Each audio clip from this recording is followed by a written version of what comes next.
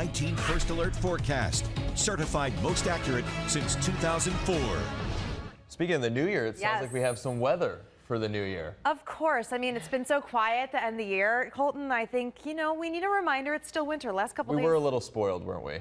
Yeah, just a tad bit, but Santa's got some cold air on the way just in time as we ring in 2024. But unfortunately, that cold air is going to play into our first alert weather day. That's going to be Sunday evening after 6 o'clock all the way into the new year at about noon on Monday. Now, this isn't a big storm system, but we are alerting you because you're traveling, a lot of us, on New Year's Eve, and we want to make sure that you have all the tools to stay safe and also to know what to expect. So here is my first alert weather timeline today. Mostly cloudy skies. I know we have a little bit of scattered precip this morning, but that will wind down by the afternoon. Sunday, though, some snow showers to start. That's not the main event. The main event's actually going to come later in the day.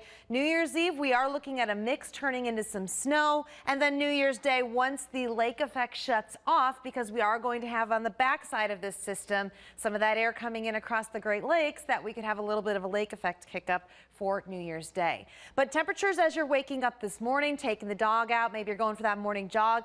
Air temperature in the 30s. The feels like, because of the winds, actually in the upper 20s to low 30s. So make sure you're nice and cozy as you head out. But you can see that the showers become more few and far between. I'll stop the clock here on Future View at 2. Really not much at all, maybe some isolated showers from Warren down to Akron, Canton. And then as we push forward and we go overnight, let's set the clock to 10 a.m. on New Year's Eve.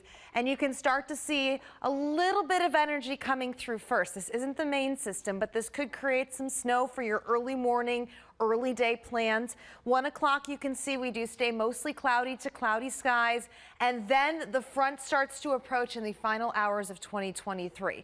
This is bringing some really cold air. You can see temperatures aren't that low. And when I say that, that means they're not going to be at that freezing marker below, which would keep it all snow. So this is going to be a slushy mix. In the higher elevations, in the typical snow belt, we are looking at some accumulation, but this isn't going to be one that is going to go down for the record books, that's for sure. Here's midnight. When the clock strikes 12, we go to 2024.